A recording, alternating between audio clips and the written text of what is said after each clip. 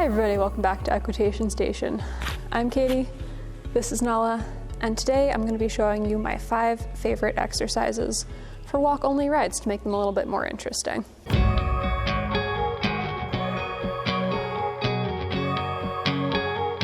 So this past winter I've been doing a lot of walk-only rides with Nala because of where she is in her training and because of the weather up here. I live in the Northeast US. It gets real cold, and sometimes all you can manage the energy for is walking around in a circle a couple times. The first exercise I'm going to talk about is walking squares and diamonds. Also, confession time, straightness is one of those things that I've tended to let fall by the wayside in pursuit of doing more exciting stuff. In an, oh, let's get a trot where she doesn't rear with me, and then we'll work on straightening it out kind of way. When it really probably should have been the other way around. I think both us and our horses get used to following the track the whole time we're in the ring. So I think that doing something off the rail takes away that crutch and makes you be really precise in your riding. All you need to do to complete this exercise is set out 4 cones, or pick 4 points on the wall, and try to sharp off your corners and ride as straight as you can between points. I've been incorporating little bits of lateral work into this exercise by asking Nala to yield her shoulders coming around the turn, and then yield her haunches as we finish it.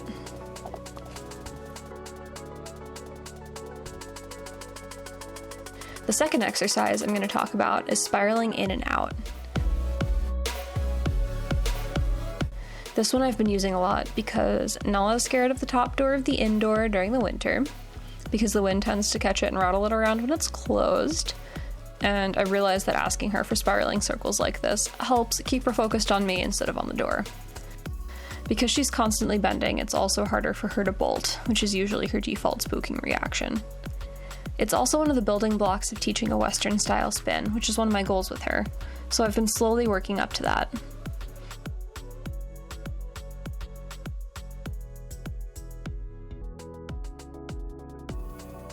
When I hit the center of the spiral, you can see I sit up a little bit and pick my hands up, and I push with my seat to encourage Nala to cross over in front.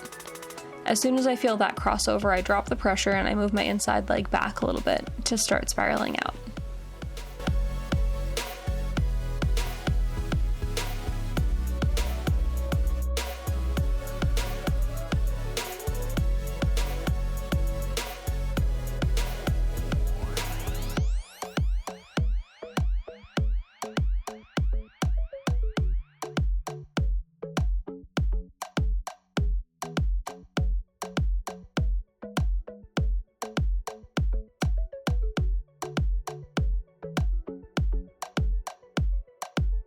The third exercise I'm going to talk about is Serpentines. This one is really just an extension of the squares and diamonds exercise.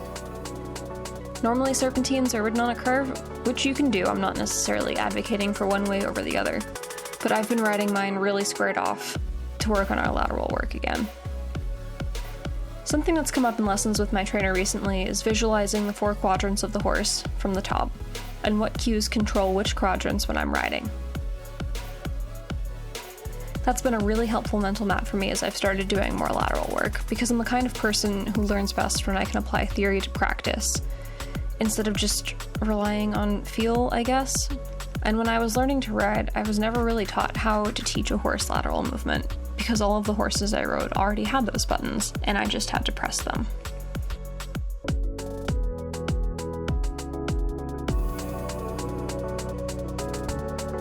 The fourth exercise I'm going to talk about is just stopping your horse.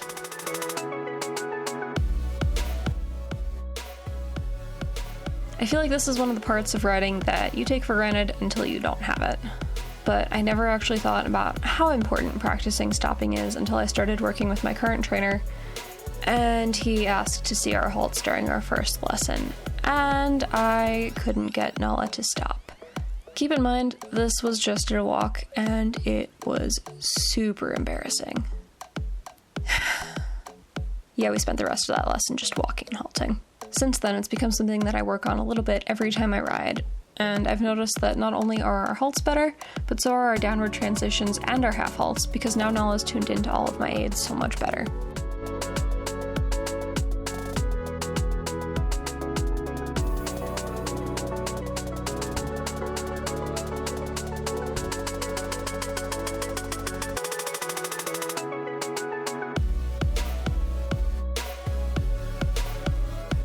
fifth and final exercise is raised walk pulls.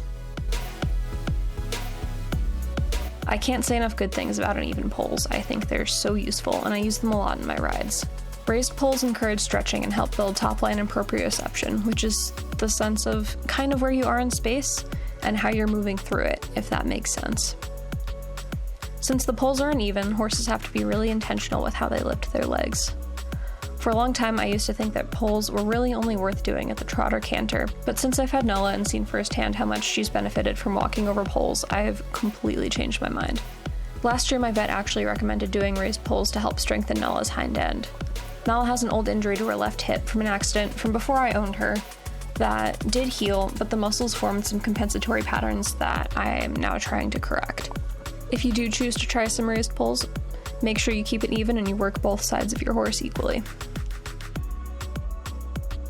Alright, so that's it for today's video. I hope you guys enjoyed. I hope you learned something. I hope I explained things clearly.